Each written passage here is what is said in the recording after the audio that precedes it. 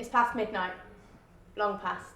I don't remember it passing, and now the dregs of the night have been siphoned into this room, flushed through the kitchen and the garden and the staircase, and this final few of us are left, the same few who have always let ourselves get swept up with the cigarette butts and beer cans to land here at 3 a.m, talking like we're on some higher plane of understanding, like this conversation about the general election will be the one to end all others that have come before. And 5 years ago, we were here, in another part of the country, in a bedsit, where the bed and the floor were the only places to sit, and more of us smoked back then and did a better job of handling our drink, and we were arguing like our lives depended on it over our collective love and mistrust of Nick Clegg. They were convinced he was their saviour, the voice of the young, the broke, the actually left wing. He made promises and pledges and was the best mate of the NUS, and their hopes were pinned on him. And they posted on Facebook about their pride at a tick in a box and the voice they felt they had, and all the women who had come before and fought for them to have this right, and if you didn't make the effort to vote, then they didn't want to know you.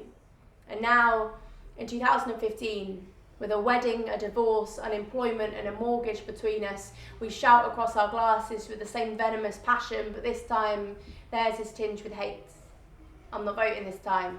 Christ, they wouldn't make that mistake again. They're all the bloody same. They make promises that even before they've left their mouths, they know they won't keep.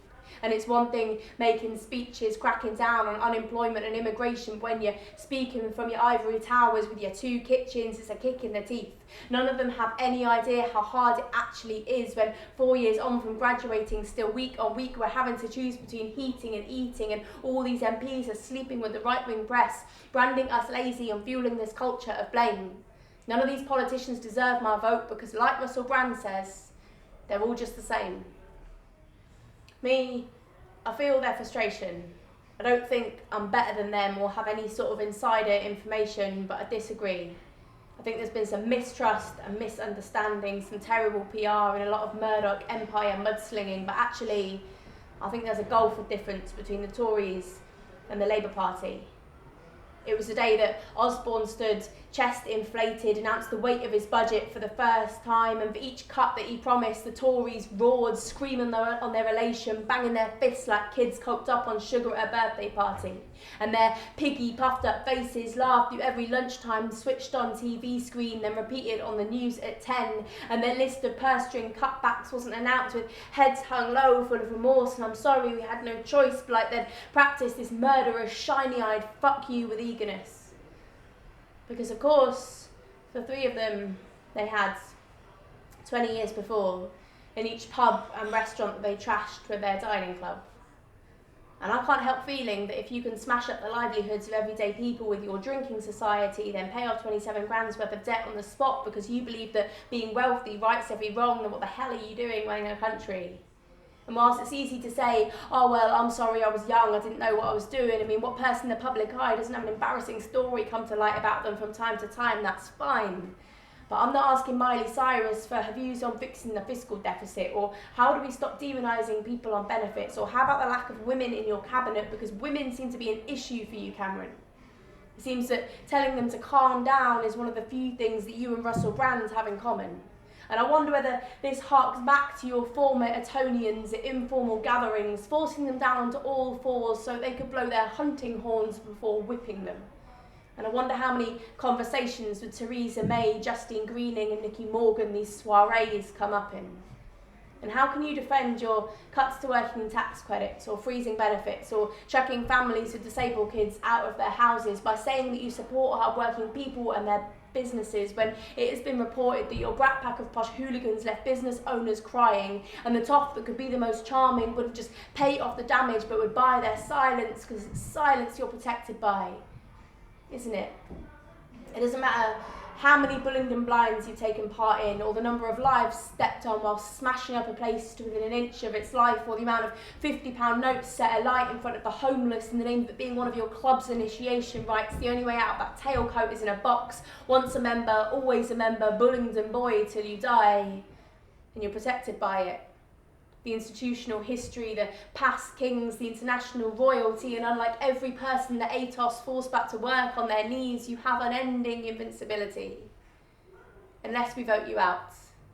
And I know Sometimes it can be frustrating when it feels like the Labour Party isn't what it used to be, you know, back in the 70s, but that was 40 years ago. And I can't speak for everyone, but I feel heartened when I hear Miliband saying that the problem with New Labour was their feeling that as long as the guys at the bottom were doing okay, then that's all that matters. But that his vision is for that to change. So the guys at the bottom are doing better and better each day because this drip down financial recovery isn't working. And frankly, Cameron couldn't give a toss as long as his big banks in the city keep growing and his mates with businesses and offshore accounts can keep avoiding paying tax. He'll keep hacking at some bloke down my street who did some bricklaying last week and got paid 20 quid cash in hands.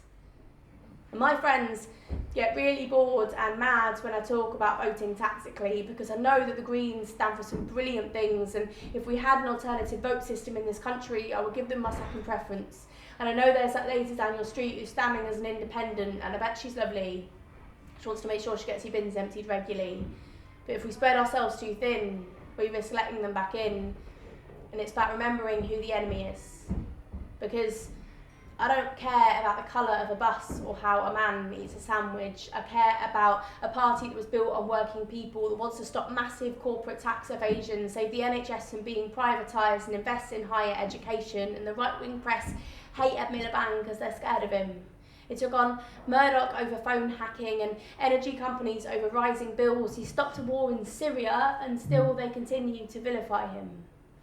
And I care about voting out a party that believes that money makes the world go round, and if you have none then you're worthless. A party that tried to censor a photo of 10 men in waistcoats and bow ties because they knew how toxic it was, how it symbolised the hatred of the poor that club is built on.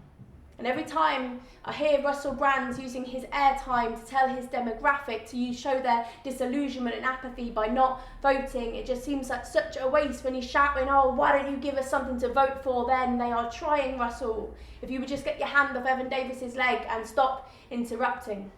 Because he's this touchy-feely man of the people who doesn't need a bloody graph, and he's having such a laugh. And for every person who tells me they're not voting because it never changes anything, I want to personally take out my anger on him.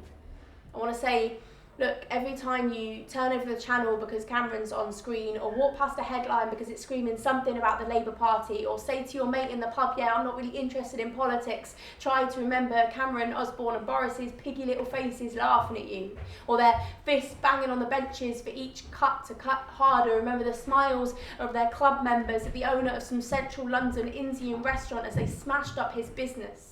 Remember the selling off of the NHS and the crisis in every A&E department, the hatred of the working classes and the nationwide spread of youth unemployment. Remember the demonising of the public sector and the finger of blame pointed at every policeman, firefighter, teacher, nurse and doctor. Remember workfare, the bedroom tax, wage freezes and benefit caps, the closure of all those sure start centres, fox hunting, childcare costs and food banks, tuition fees, heating bills, badger culling and every 0 hours contract. And every time we don't vote, we may as well double the voice to every upper middle class white man who made his choice to protect his Cayman Islands bank account and his acres of land because the country is crawling with them more than we think.